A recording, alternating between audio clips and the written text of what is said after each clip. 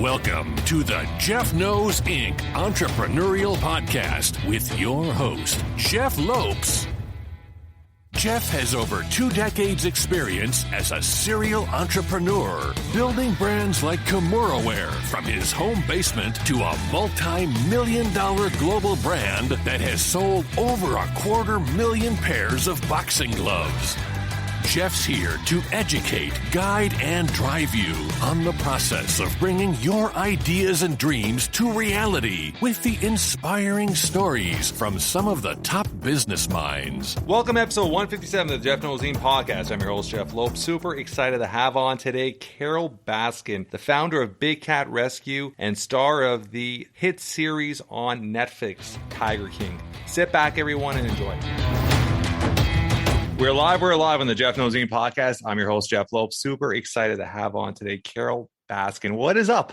Hey, all you cool cats and kittens. This is going to be a fun conversation today. So there's so many layers to your quick rise to popularity. I mean, obviously you're in your inner circle. Everybody knew who you were, but once you got onto Netflix, it just generated really quickly. The first thing I always like asking somebody when they get into the public eye so quickly, how did that affect you? Like, not even like the negative or the positive, just in general, just being, you're just walking out to the store and people start recognizing you so quickly. How did that affect you? You know, here in Tampa, that's always been my experience. I mean, I even just sitting at a traffic light in my car, people will roll down their windows and honk and wave and want to talk about big cats because they love Big Cat Rescue. Yeah. It wasn't until I was invited, after Tiger King came out, that I was invited to Dancing with the Stars out in LA. Yeah. And because of COVID, they were flying me into a small private airport. And when I got off the plane, everybody there knew who I was and wanted to come up for a selfie. And all of a sudden I thought, that's really weird. How would anybody here in LA have any idea who I was? Yeah. And that was my first realization that this was as broad as it was. And it was weird. It was freaking weird. It's like everywhere you go, people are jumping out at you and wanting to take pictures. And the paparazzi was all over Hollywood, as you might imagine. Yeah. So you couldn't do anything without people jumping out of bushes and flashing cameras in my face. How do you contain that all? Like, how do you keep that at a level where it's just, I'm still who I am. I'm not going to allow it to change who I am. How did you contain that as much as you could?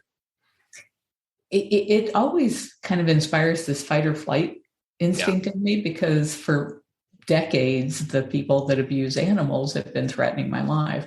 And most people only realize this because they watched it in Tiger King. So for them, it's all new. But for me, this has been for decades.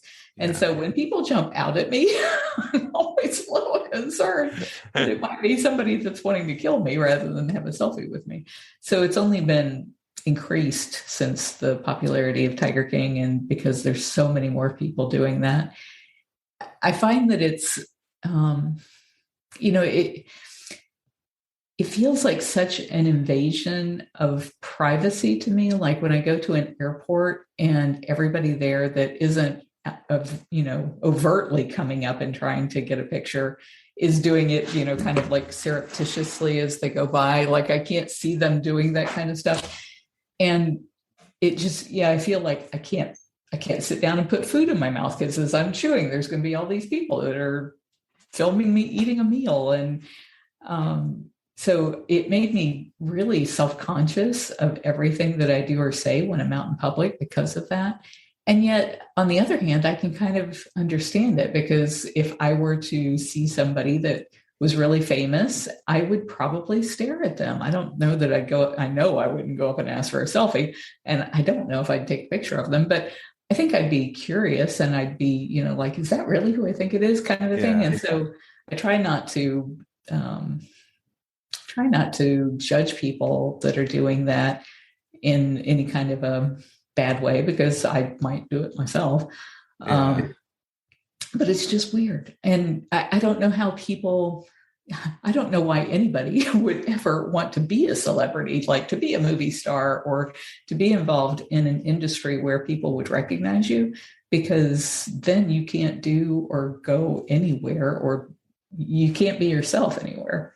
Yeah. And you see that a lot with, if you go even the route of child stars, and you look at the percent of addiction and stuff that happen after, right? It's just that they're constantly just trying to control that fame, that anxiety of being around people on a regular basis everywhere they go. So I understand that. So let's dive back. When was your first? Somewhat normal. When was your first experience with a cat? And I'm talking about a big cat, and you actually starting to get around them and stuff like that. What age were you, and how did that all start? I was 17 the first time I came across a bobcat that had been hit by a car, and the vet it was already at the veterinary office, and they can fix them up in 30 minutes to an hour, but then you're looking at months of rehab sometimes for their bones to heal. And because they knew I loved cats and I spent a lot of time in vets' offices because I had show cats, which were always needing vet attention, they asked if I would take the cat home and release it. And so I did. And this seems to have been a pattern that has followed me over the years of like every broken down. So you're 17 when that's that first time. Yeah. Wow. Okay. Yeah.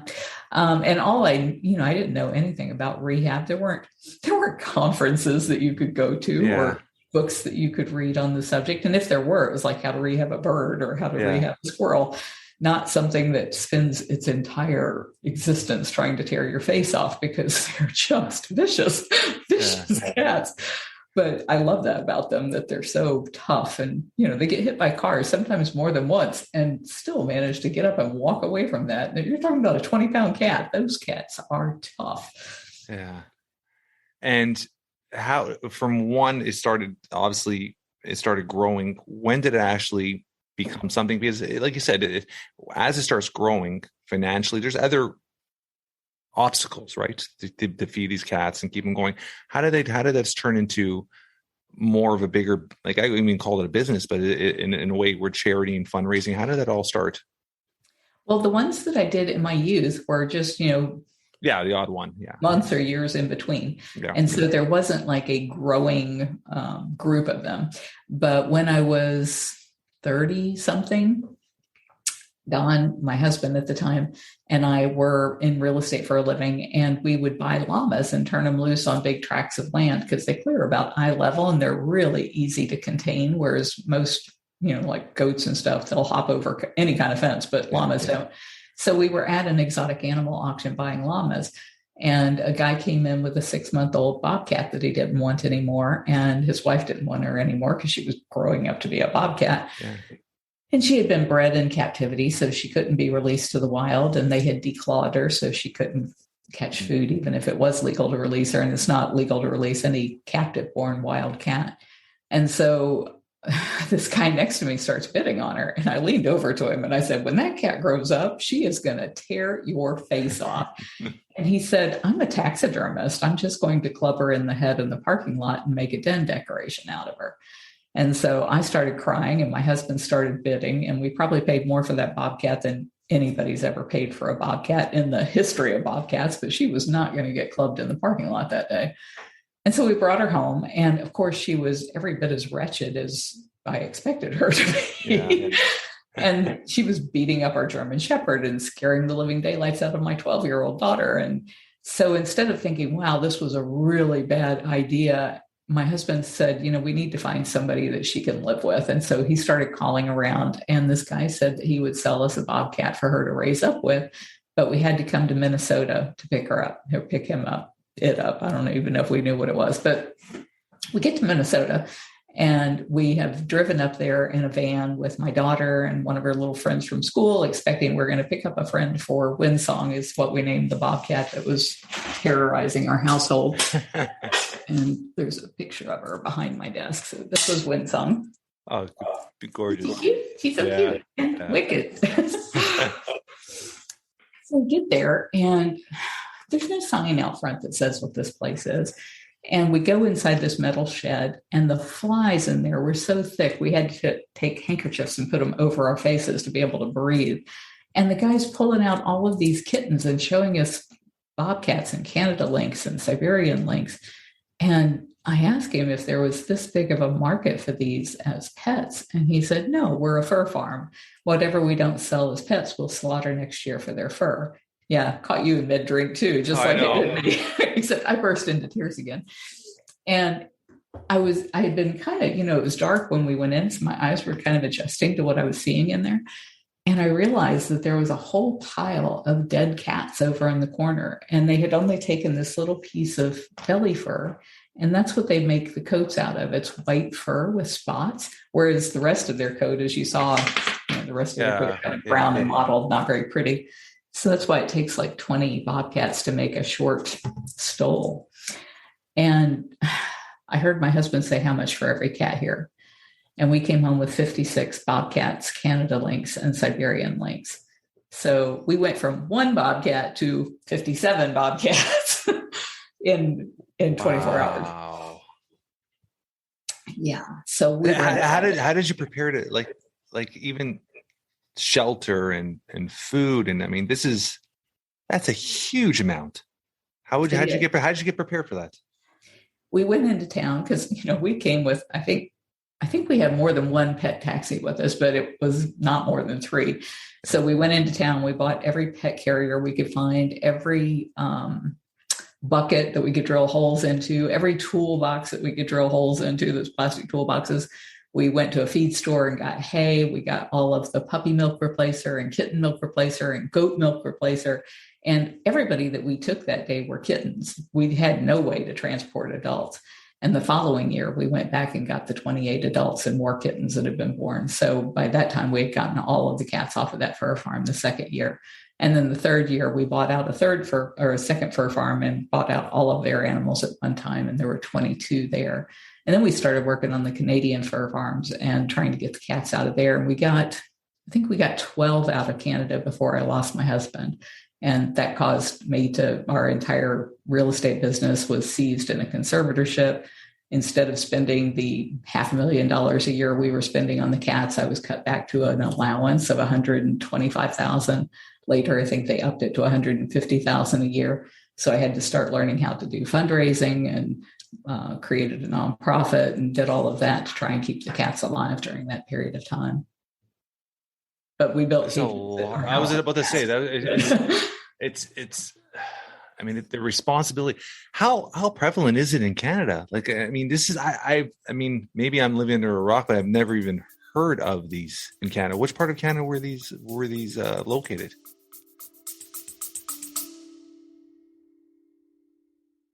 Are you ready to unlock your full potential? I want to introduce you to the Fit, Healthy, and Happy podcast, a powerful resource to transform your life today. With expert interviews, practical tips, and inspiring stories, this podcast is your roadmap to lasting wellness. Here's what a listener has to say. I used to struggle with my health, but this podcast changed everything. It's like having a personal trainer, nutritionist, and life coach totally for free. With over 2,000 5-star reviews, we're a podcast you can trust. The Fit, Healthy, and Happy podcast, available now wherever you get your podcasts.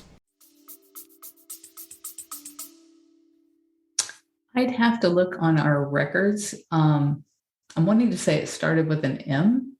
Manitoba? I'm wanting to say like Malbec or I don't know. But back in the 90s, I had never heard of it either. And yet we had these 2 huge fur farms here in the US. So if they were producing money, why would they sell out the cats? Obviously, you overpaid, I'm assuming. Well, we overpaid, but it was also really good timing. And probably you're younger than I am. I'm 60. You look like you may be 30 something. 44. I wish. But you're being very nice, but thank you. So, you were probably, my daughter is 40. So you would have been like prepubescent at the time that this was happening. But PETA had been going around New York and, all of these cities throwing or spray painting and throwing buckets of red paint on women who were wearing fur coats. And so the fur industry was like, people were really going against the idea of wearing fur, and it became taboo to do it. And so these fur farms are looking at, we got all these cats out here and people are not buying fur. So the deal that we actually made with the fur farmers after the first year, because the first year we had no idea what we were doing. The second year, when we went back, we said, okay, we're going to pay you top dollar for every adult, every man, woman, and child in here. Yeah. And the agreement is that you never raise cats again for their fur. And they agreed to that. And that was what we did with each one of the subsequent. Was this in a contract? It was a verbal contract. Verbal. We have since made it oral or made it written contracts. We take animals from people, but they upheld their end of which is amazing. Into cat fur. Yeah. That is just, I mean, it's you do understand it from the side of where it came from, and obviously I do remember that, Pete. I do remember that stage when it took off like that, and it went crazy, and people really were against it. I remember the media and all that, so I do see the side of that. So interesting though, because that was the 90s, and we thought, okay, the fur industry's dead. We're getting all these animals out of here, and it's over. And yet, it wasn't really until 2018 that the fur industry finally heaved its last breath. People weren't wearing cat furs, but they weren't wearing other furs either after about 2018. Yeah, I do remember. Sorry about that. So with everything that happened during that period, when were you approached for the original Tiger King show, and how did they approach you? How did they find you and all that stuff like that? Well, very shortly after rescuing 56 cats and then 28 cats and then 22 cats, people started saying, would you take my lion? Would you take my tiger? And so at each juncture, I thought, what are people doing with lions and tigers? And naively, I thought that we could fix this pretty easily. It was like, surely we'll get all of these cats out of these horrible situations, and we'll petition for better laws so that people can't have them, and it'll be done. Yeah. And we're still petitioning. But during that period of time, we became very well known for what we were doing. Yeah. And so anytime anybody was filming anything about a cat, they would contact what was then called Wildlife on Easy Street. And in 2003, we changed our name to Big Cat Rescue. Yeah. But we'd let them come out to the sanctuary. We had 200 cats at our peak. Really huge naturalistic enclosures. So we had professional photographers that would come here and take pictures of our tigers swimming in the lake and say that they were in India and saw it. Yeah. One of them even had this big red ball that we had in the background of the shot. We're like, how did they explain that to National Geographic? But everybody would come here and film. And so in 2014, I think, is when this group from Tiger King came to us. And they said they were working on a program called Stolen World. And what they wanted to show was all of this abuse that is being done to these wild animals, and how they're being bred to be used as pay-to-play photo props. And then they have to be thrown away when they're about 12 weeks old because they can take a finger off a child. And so we were all about that. And there had been a program out that had been very successful in changing hearts and minds called Blackfish. Are you familiar with that? No. Give me a little more detail on that. It was about orcas in SeaWorld and how they were taken from the wild, and how, like everybody knows Shamu of SeaWorld. Yeah, of course. There were like 30 different Shamus because they die so young in captivity, but the public didn't know. So when they did this expose, people didn't go to SeaWorld anymore, and SeaWorld ended up having to change their practices and stop taking animals from the wild and stop breeding them for life in prison. And so we were all about doing a cat version of that for big cats. Yeah. Which is what this crew said they were doing. And they came back over a period of 5 years filming, and they had shown us sizzle reels and trailers of what they were doing. And this is part of the lawsuit that we just filed against them, is saying, look, you guys held yourselves out as being conservationists, and that this was going to be a film that showed the abuse of this industry and how these animals are exploited. And instead, it was just this character-driven dumpster fire where they made up a feud between me and somebody I've never even spoken to. And so the whole thing was just nonsense. And as bad as it was, I would have just let it go, except that they came out with a Tiger King 2. And they had reached out to us a few months ago and said, oh, we just want to clear the air with you. And I said, lose my number. Shame on me, or shame on you, rather, if you do something horrible like that. But shame on me if I let you do it to me twice. And so there was no way I was going to participate with those people after what they had done. So you're saying this was filmed over a 5-year period, that season? Wow. Yeah. So if you look at it, you'll see my hair is like all different lengths. Yeah, I guess when you're watching it, and it was even my staff was bringing it to my attention too. I guess I had forgotten. It was in the height of the pandemic. People were home. So it was just like everybody was stuck to Netflix. That was, what else was it to do when you have nothing else to do, right? And as that was happening, when you were getting, this is totally off the record here, but when you're getting during Not the off whole, the record for being filmed. yeah, but this is when during the whole filming, did you see, like, was there any moment that you're seeing like, hey, they're really trying to ask questions that are going to put me in a negative light or try to put myself in a situation I'm uncomfortable in? Like, was that ever a sense on your part, or only when it came out? In 2018, they were trying to sell this to CNN. And that was the time when they came to us and they showed us all of the trailers and everything that, I mean, in those trailers, what it said is, here's all these people that are doing all these horrible things to these animals, but there's one person who's speaking out against it, and it's Carole Baskin. Yeah. And so that was the whole pitch of their film. And CNN didn't buy it. And so they apparently sold it to Netflix. Yeah. After they sold it to Netflix, and we didn't, know that there had been any change in what the film was going to be, they came back and started asking an awful lot of questions about my husband, Don Lewis. Yeah. And my husband, my he doesn't like to be called my current husband. He likes to be called my last husband. My husband, Howard Baskin, said, "Why are you asking all of these questions about Don Lewis?" And they said, "Well, the bad guys always make up stuff about you guys. And they've been saying for years that she killed Don. And so we just want her to be able to put that to rest." And so I answered everything that they asked me about it. If you look at, or if you ask somebody to sit down and watch Tiger King, watch it all the way through, sit down afterwards and say, why do you think Carole killed her husband? Because I guarantee you the vast majority of people who watch it come away thinking that I killed my husband. They can't tell you why, because there's nothing in there that I said or did. No. But what they did do that I thought was, it was brilliant from a filmmaker's perspective to be able to twist something so much, is they did line up all of these people who didn't know anything about Don, saying that they thought that I had killed him. And then they would cut to some slow motion, angry look of me looking into the camera, being all stern. And these were shots that they took where they would ask me, walk down the street toward the camera. And we would do this over and over and over. And it's like, on the 400th time that we're doing this, I'm looking at them like, for crying out loud, have you not got the film that you need of me walking down this road? So now I'm looking angry into the camera. And that's the shot that they have. All of these people are saying, she killed her husband, she killed her husband, she killed her husband. It's not anything that I'm saying. It's because they're repeating it over and over again into your psyche. And you're looking at this angry woman on the screen and you're like, yeah, I think she did.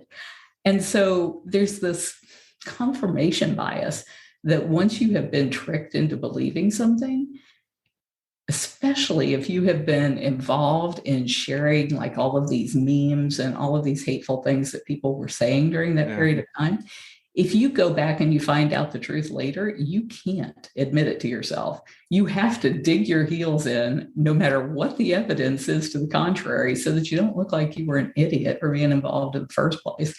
So I think it's going to be really hard for people to ever get past that first impression that they had. Is there any part of you that wants to change people's mindset with that? Or are you just at the point where yourself the truth and that's all that matters? From the very beginning, I felt like it really didn't matter what other people thought of me. But it matters from a perspective of what we do next. And what we have to do right now is in the cub petting, because we're going to lose the tiger in the wild if we don't stop this captive breeding that is creating this legal smokescreen for illegal trafficking of cats. And when we're trying to ask China to phase out their tiger farms where they're actually farming these cats for their parts, they look at us at CITES and say, you don't even know where your tigers are in the United States. At least ours are on government sanctioned farms. And they're right. We don't know where they are. So if people are associating the person that's leading the call to end captive breeding as being a murderer, that really makes it hard to get that passed. And so I think they've done a huge disservice to the entire planet, because we're all going to lose the tiger if people don't take action on this right now. What do you think the numbers are? Just a broad number of how many of these farms are in throughout the, I would say even North America, because obviously you brought Canada to light, North America. How many farms do you think roughly are out there? There's estimated to be somewhere around 4,000 tigers in the wild. Okay. In the United States in 2004, USDA did the first ever count of tigers. And when they do a count, they just reach out to everybody who has a USDA license and says, how many tigers do you have? Yeah. It's not like they go count Yeah, them. of course. Yeah. But back then in 2004, there were 5,000 tigers. Those 5,000 tigers were in USDA licensed facilities, which means that the people were either supposedly exhibiting the animals or breeding the animals. You have to have a USDA license for that. Yeah. Of those, I think there was somewhere in the neighborhood of, I forget, something like 3,500 facilities. Only 200 of those are the big accredited zoos. So the rest of them are places like you saw in Tiger King, like Joe Exotic and Doc Antle and Mario Tabro and all of these places. I don't know that there's ever been a count anywhere else in the world as far as how many of these cats there are. And there's never been a count, even in the United States, of how many are privately owned as pets. We don't find out about them until they're wandering loose in Houston or Dallas or Florida or wherever they escape from. The tiger farming industry, for their parts, has been very popular in China since the 90s. And there's estimated to be somewhere between 6,000 and 8,000 tigers in those farms. And in Laos, I think there are, I couldn't give you a really good, I know it's in excess of 1,000 tigers in Laos that are being bred for that. So these are all government regulated or run in China? They're not government run, but they are run with the full knowledge of the government. Okay. So what happens in these areas where they're farming the tigers for their parts, they're counting on the tiger going extinct in the wild. And as long as you are driving the demand for these tiger parts, which would be things like tiger teeth and tiger... There's always going to be a black market. Yeah, and the black market is actually for people who can afford the premium product, because nobody wants an inbred cage-raised tiger product. They want the wild, premium, fierce, virile animal. So they're counting on those tigers, those last 4,000, being completely wiped out through poaching, and then they'll have the market cornered on those parts. And so they're just so sad. biding their time. So crazy when you hear that, and it's so hard to control, right? Because like you said, the money drives any market. Doesn't matter where it is. When you're dealing with, especially, I mean, in a culture that certain parts of the tiger have so much cultural meaning or benefit to people. I mean, people are going to pay a premium for that. And the traditional Chinese medicine community has come out against the idea of using endangered species for their medicines and have said that there is no medicinal value. But you're right that it is a cultural thing, and it's more about showing your wealth than it is about health. Yeah. So with yourself right now, you are recording. I know you can't talk much about it, but you said you are recording a new show. Yes, I'm so excited. Well, actually, we've wrapped recording on what's about to air. It's going to air on November the 14th, and it's called Carole Baskin's Cage Fight. When they told me the name of it, I freaking laughed out loud. Okay, yeah. Because it's like, yes, I don't think any cat belongs in a cage. And so to call it Cage Fight was just perfect. And their premise was, that I've been pretty much beat up by the press. I've been taking all these punches from all of these bad guys, and I'm finally coming out and going to win this cage fight. So the film is going to be coming out on Discovery Plus. And what I love about the show is that it's real. So many of these reality TV shows that you see are really scripted. 100%. I've had on the show handful, I would say 7, 8 individuals that were in the past on reality TV. And when you ask them, and it's just like one gentleman, he was on a Jersey hair show, and I can't remember the name of it, Jerseylicious, I think it was called. And he was telling me a story where he was put into, they brought him to a cafe with his cousin. They were going to talk about a business deal they had, and all of a sudden his wife shows up. And so they were just talking. He didn't expect his wife to show up there. And then she shows up, and then his ex-girlfriend walks in to get a coffee. So they actually contracted his ex-girlfriend to come in to get a coffee. And then it's just, they don't tell you what's going to happen, but they put you in situations to get the reaction by everybody. And it's just like, wow. And he was just like, that was the most uncomfortable thing I've ever been. Like, so they put you in these situations. So they put you in a spot where they force you to react, and they want to see your reaction, right? So, and just like you said, walking back and forth 300 times or 200 times just to get that one shot they're looking for, where there's no real reality to it, right? And, so many of the people who were involved in Tiger King have said the same thing, that, Eric Good was the producer, or Rebecca Chaiklin would ask them a question and they'd answer it. And they'd say, well, didn't you really mean to say this? Don't you really mean this? And they would just do it until the point you're like, yes, please let me out from in front of these lights. I'll say anything you want. Just let me go. Yeah. And then they felt bad because that was the clip that was used. And it was like, no, I didn't believe that, but they said it anyway. And so, I didn't feel like they ever did that to me, because I can put up with an awful lot of that. I might stare angrily at the camera, but I'm not going to say something I don't mean. And it was just so clear from hearing from all of these people that it was not a documentary by any stretch of the imagination. So anyway, what I love about the new show is that even though it's a reality TV show, it's actually real. And it's actually covering the kinds of stuff that we do every day. And so we've been able to have a huge say in what those things are. And, when they want to suggest something or say something, like, wouldn't you like to go do it this way? And it's like, I never do that. I'm not going to do that on TV. And so they've let us do. So were you approached, or you approached them for this? They approached us. Very, very good. Very good. How long of a recording was this? We started, the negotiations started in like July of 2020. And I think we actually started filming in October of 2020. And then, like I said, the first 2 hours are going to air in November. Well, it is November. Yeah, I was about to say. In a couple of weeks. And then if people really love it, which I hope they do, then I hope it does become a series, because the premise of the show is what we do, which is to go after these bad guys and to expose the abuse that is going on behind the scenes, to talk to people that are whistleblowers from those facilities, to get drone aerial footage of what's going on. Yeah. And then so are you actually interviewing these people yourself, or are you part of it? How does it all work? Yeah.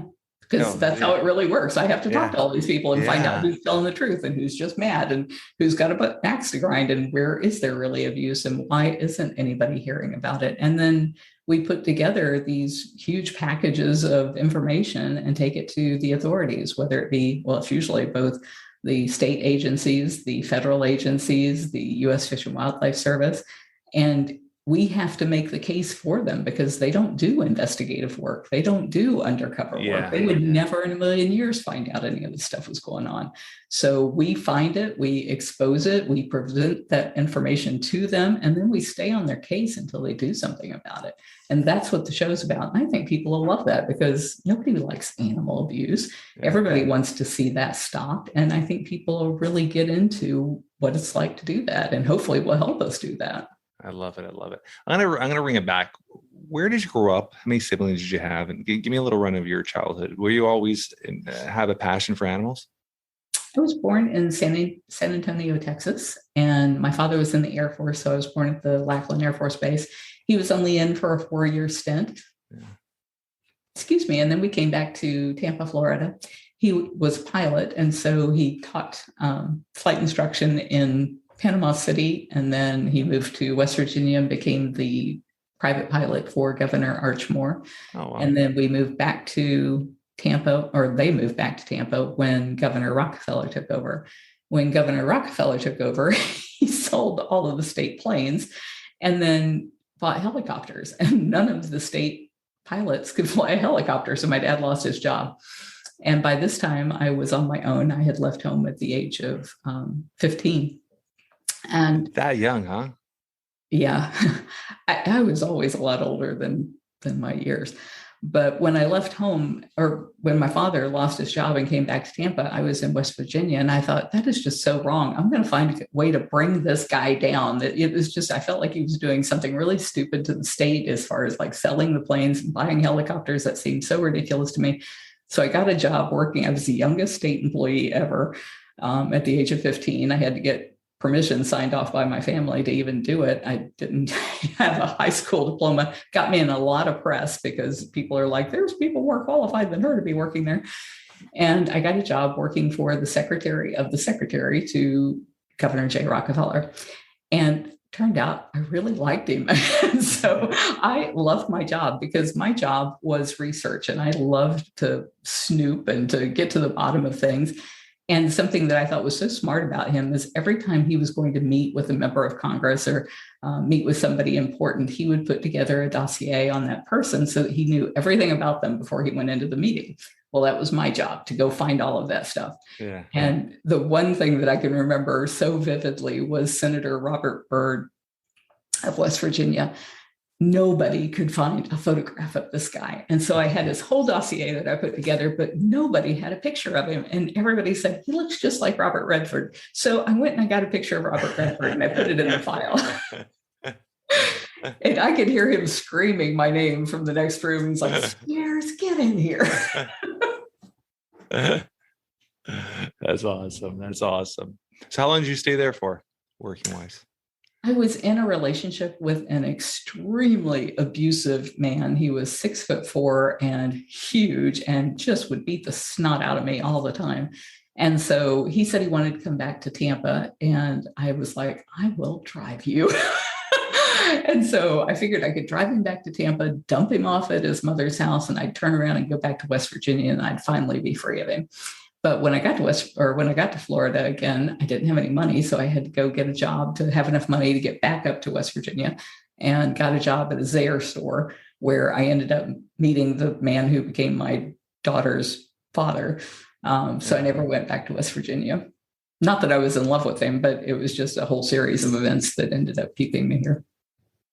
It's very, very interesting. So with everything you're doing, and obviously there's tons of layers right now, obviously with the show, you're hoping it'll continue and grow into something, to a series, and I'm hoping it will for you as well. Where do you see over the next 4 to 5 years, 10 years, that industry with the cats? Do you see it still, that the black market still continuing to grow? Do you see it slowing down? Like, where's people's mindsets? Because I think the average person, when you bring it to light, I think majority of people would be on your side, but not many people will take action. And that is the problem with most causes. People are all hurrah, hurrah, hurrah, but when it comes to actual action, it's a different story altogether. It doesn't matter what type of charity, it doesn't matter what type of cause. Most people just take a step back because they're so numb to it all, right? Where's your mindset? Like, how do you think change will finally start occurring? Obviously, you're doing a big part, but are there others like you out there that are trying to make as much change as you? It sounds funny, but there are. But I mean, in general, like there's a lot of legwork involved in what you're trying to accomplish, right? I think each of us are here to do our part. Yeah. Some people may not have awakened to doing their part yet, but one of the things I do find in that we have a huge social media presence on mostly Facebook and Instagram, growing it on TikTok. But the people that join us there are people who feel really empowered to do something with their lives, because we're putting them in touch with their members of Congress. We're getting them involved in the process for the first time ever in some cases. Yeah. And they're feeling like, I can change my world. I can make my world what I want it to be. So I'm really encouraged by the number of people that are involved in doing that. But I think there's also like this convergence of things that is all happening just in time before we completely implode the planet. Yeah. And I think COVID-19 is a huge part of that, because I think that COVID-19 has caused us to leap forward at least 15 years in our technology and our embrace embracing of that technology. Yeah. I totally agree. I mean, you're getting grandparents that would have never touched a FaceTime or a WhatsApp video or a chat, and all of a sudden now they're talking to their grandchildren. Yeah, so I totally agree. It's sped up. I always say that it sped up us like 10 years, minimal 10 years. So yeah, I do agree with that. So that does affect a ton of industries as well, right? So give me a like understanding of your fundraising. Like, what do you do fundraising wise? Because obviously that's a big part of what you do. One of our big events of the year is coming up this Saturday. It's called the Walkabout, and I don't know when your thing will air, but it's a couple weeks later. Yeah, because we're doing season 7, but it'll be a couple of years later. But what I'll do is for social media, this will be aired first. But what I'll do is if you send me all the stuff, I will put on all through all our social media platforms, advertise it for you as well. Oh, thank you. 100%. So every year we celebrate the birthday of the sanctuary, which was November 4th of 1992. And we base that on the day that we rescued Winsome from the auction. And on November the 6th, we're having our big annual walkabout. It's not really a walkabout anymore because of COVID, because nobody can come here and walk about. We've been closed since COVID hit. And of course, 5 days after COVID hit, Tiger King came out. And then you've got all of the crazies in that want to come here and kill the cats because they don't belong in cages. And they don't understand that we're on the same side that they are. We don't think they should be in cages either. So what we do on Walkabout is we do virtual tours, and all day long throughout the day for $4.99, people buy their ticket, which gives them the agenda of where we're going to be, what time we're going to be on Facebook, what time we're going to be on Instagram, what time we're going to be on TikTok, what time we're going to be on YouTube, and doing all of these live events throughout the day. And then we all get together at Clubhouse at 6 p.m. and we talk about the day that we had. And so all of the money that is generated from the ticket sales on that day goes into conservation efforts in the wild. We support a lot of small cat conservation projects. We do some for bigger cats, but the little cats hardly get any of the funding. And so we try to make our $100,000 really mean something and do something for those cats. We do all kinds throughout the year. We have Facebook fundraisers on our videos. People can donate there. They can donate on our website. We send out a newsletter, not as often as we should, but maybe once every 2 or 3 months, we'll send out a e-zine. And then also quarterly, we send out what is a 32-page glossy magazine called The Big Cat Times. And so those are our primary fundraising elements. If I could go back to the future, though, what I really think the future is going to hold is that people love wild animals. They love seeing them. And what has surprised me is how much people love watching live webcams. We have them all over the property. And so you can tune into all different cages and see our cats all day long just sleeping, which is what they do all day.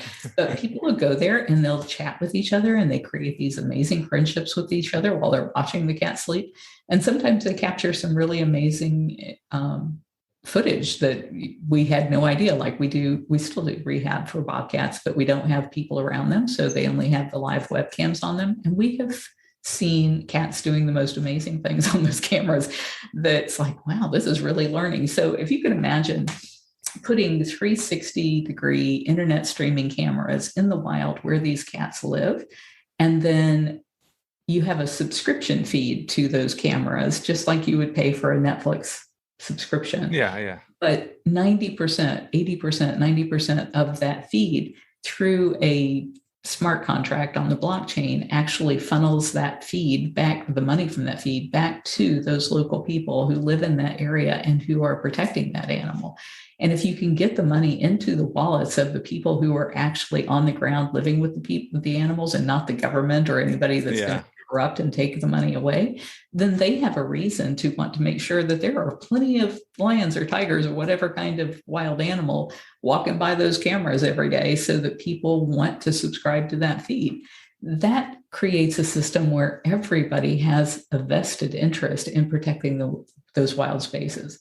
As long as we have cats in cages, people are never going to do that. As long as it's convenient to take your kids down to the zoo and pay $10 and walk around and make fun of animals in cages, people are not going to do the important work of saving them in the wild. So I think the very first thing we have to do is end the captive breeding, which means the zoos go out of business, means I go out of business, which I love. We'll still do rehab and release, but we won't have these captive animals who can never go free. And it creates a planet where things are equal. People who live in those areas have the same kind of lifestyle that we have. And if you have that, then what do you have wars over? Religion. That'll be about the only thing you can still fight about, but it won't be over resources. I mean, when you, man, there's a lot of layers there, and it's amazing as it sounds. It feels like it's still so far apart, so far away still. It's there's a lot of, like I said, when it comes to zoos and stuff like that, like where do you honestly see the near future of zoos closing? Actually, I see them repurposing and retrofitting what they're doing. Explain that. I think that they will no longer house at least predator animals. I don't know about hoofstock. Hoofstock may not care, as long as it's dead, they might not care. But predators, they do not want to be in cages. If you open the door, they will show you their preference. Yeah. And so if the only way that people can see these animals is through a headset, and the zoos offer that low-cost opportunity to people who can't afford a $500 headset. You pay your $10, but you go into the Himalayan building and it's blowing cold air on you, and you put on the headset and all of a sudden you're in the Himalayas and you're seeing a snow leopard in real time, raising your cubs and doing, chasing blue sheep, all of that kind of stuff. And you smell the curry from the monk's tent next door. All of that kind of sensory immersion would be amazing. It would be amazing. We'll pay for that. Yeah, that would be pretty amazing. When you had mentioned a few times, all these people, you call them, I don't know if the exact terminology, you said the crazy heads, I think you said, that are against people, animals in cages and all that stuff like that. Is that something that you had mentioned in the beginning, that's something that you have to be aware of on a regular basis? Is that something that you're like, when you're out in public, that you have a sense of like, I got to watch who I'm talking to or what I'm doing? Is that something you have to live with every single day? Every day. And that's been that way for decades. So I'll probably burn out really young, because I don't think anybody was ever meant to be in this state of fight or flight all the time. Yeah. But a recent example of that was I ride my bike to and from my home in the sanctuary. And as I was riding down the road, people, how they say, if you're looking at something when you're driving, you may drive right into it because you tend to steer toward it. Yeah. So this SUV, dark windows, I can't see inside of it, runs me off the road, apparently because they were looking at me, but they run me off the road. I stumble around trying to catch myself on my bike. And as I'm trying to pick myself back up, they all jump out of the car. And I mean, all of the doors fly open. All of these big thugs are running to me. And I'm like, I am so dead because I cannot outrun these guys. I'm being kidnapped right now and I'm going to be killed. And all they wanted were selfies. And I just, it's like, you guys could have just stopped my freaking heart over this, but they were just so sweet. And they were like, oh my God, it's Carole Baskin. And so, it's hard to get upset with them, but it's like, they just had no idea what I'm living with or dealing with when people do stuff like that. Yeah. If something were to happen to you today, in a few words, how would you want to be remembered or described by your loved ones?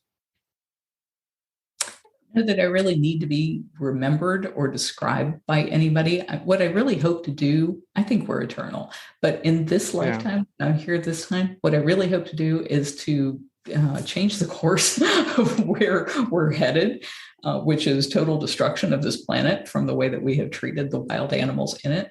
I'm hoping to finally knock that back in the other direction, where people start using technology in the ways that I just discussed, so that we see a gradual coming back from the edge of extinction for all of these animals. So I want to see that happen, but it doesn't have to be attributed to me. In fact, on the pages of our website where I talk about it, I keep saying, this is not my personal IP. Steal this, please. Take it, run with it. I want somebody to do this, somebody that knows what they're doing in this realm. I love it. This has been a fun conversation. Is there anything you want to leave our audience with? Your audience, do you have an audience in the US? Yeah, right across. I mean, we're We've got the last 14 months, we're up to 1.8 million downloads in the last 14 months. So we're busy. Yeah. Oh We're busy, goodness. and we have a good audience on YouTube as well and stuff. So we do, there'll be this when this is released, there'll be 19 posts towards it and stuff. So you'll get it'll be pushed pretty hard. So I'm excited to have you out on our season 7. So what would you like the audience to hear? 2 things people can do. If you're in the US, please go to bigcatact.com. We make it very easy for you to contact your member of Congress to support the Big Cat Public Safety Act, which bans cub petting and phases out private ownership. If you're not in the US, the biggest thing that you can do is when you're on social media, if you see somebody posting a picture of a cub or posting a picture of themselves playing with a lion or a tiger, call them out on it. I mean, there was a time when people were stupid and didn't know any better, but that time's long since passed. And if people aren't being applauded for it, if they're being told that's cruel, not cool, they're going to stop it. You know what? Let me ask you a question on that. And that is something where with social media, especially Instagram, you will see primarily, I mean, I shouldn't say this primarily, but I've seen quite a few times it's the Middle East, and you'll get these extremely rich young guys and they have big cats as pets. And the social media, like, they're getting hundreds of thousands of likes on these videos. How do you stop that? Because obviously they become influencers because of these videos, and obviously social media, Instagram and Facebook, but I mean primarily Instagram. I see it. They're obviously loving it because they're making a killing off it. They're exactly what these influencers are, or what they want to happen, right? So how do you stop that? How do you slow that down, or even, you said, bring it to aware? Because if most people won't put a comment on there because they know they're going to be bashed, right? Yeah. So it'll be the instant internet bullying will happen automatically if you go there and try to protect that or say something against that, because these people are, like I said, it's crazy the amount of likes they get or comments they get on these videos. How do you stop something like that? Can you not go right to the source? Like, do you think Instagram would ever ban these things? You know, some of the outlets actually did, like Tinder, it banned the pictures of people doing selfies with the big cats. And Expedia said that they weren't going to be advertising places that allowed contact with the animals. I think TripAdvisor had made a similar promise, but I think it may still be a bit of educational issues, because none of those cats that you see with these people are adults. They are all kittens. And even though they might be, in the case of a lion or a tiger, they could be 500 pounds, they're still emotionally kittens, because as soon as they become adults, they will kill you. And that's when people kill them or get rid of them in some way. And so if people knew that these people were only showing off with babies and really weren't providing lifetime care for the animals, I think that might stop some of that oohing and awing and romanticizing. What's the timeline here? So just for our audience to reflect on understanding. So when you talk about baby to adult for an animal that size, so maybe some of these videos, exactly what you said, I mean, these look like full size big cats, right? So what's the age difference, or is it up to 6 months? Is it up to 1 year? Like, when does that change occur? For lions and tigers, which are the main cats that are used, or likers, of course, which is a cross, they are mentally kittens until they're between 5 and 7 years old. And so even people like Siegfried and Roy, who people thought were such amazing magicians and had such a fascinating bond with their animals, as soon as Montecore was 7 years old, he nearly killed Roy Horn. So once they are adults, all bets come off, because in the wild, they would kill their own parents for their territory. And it's exactly the same with you. No matter how you raised it, how much love or affection that you showed that animal, how good you were to the animal in your eyes, when they grow up, they're going to do what comes naturally, and that is to kill you for your territory. So with smaller cats, it's younger, like bobcats. By the time they're anywhere from 1.5 to 3 years old is when people usually get rid of them, because they become adults at that period of time. But a lion or a tiger, I mean, in their first year, they can be over 100 pounds. And by the time they're 2 years old, they can be 200, 300 pounds. And then by the time they're 5 years old, they can be 400 or 500 pounds. So they look huge and they look like adults to people that don't know the telltale signs. But they're not. And so these people are not special. They don't have a bond. They all want you to believe that they're unique in their bond with the animals, the lion whisperer and that whole bit of nonsense. And it's just because they're still babies. And so, as far as how do you stop that? It's like, as long as people get away with being able to lie to the public and the public not knowing any better, then other people are going to want to do the same thing. Yeah. But once everybody knows that it's not what it looks like, then it becomes a shameful thing to do rather than a thing that gets you likes and comments. I love it. This has been an incredible conversation. I appreciate you taking your time and your schedule. I know you have an incredibly busy schedule. Looking forward to your new show. And if you send me any things, I'll message you off air. If you send me any things, I'll promote it on our social media platforms before it airs to give as much attention to it as possible for you as well. And thank you so much. This has been awesome. Thank you, Jeff. That's a wrap for today. I want to thank our guest, Carole, for taking time out of her incredibly busy schedule to be a guest on the Jeff Knows Inc. podcast. She's doing amazing things for big cats. If you guys enjoy this podcast as much as I have, like all weeks, tell your friends, tell your family, spread the word. We're trying to build something incredibly special here. Leave a review. 5 stars would be absolutely amazing. Myself, my staff love spending time reading the reviews. Until next week, guys, keep moving forward.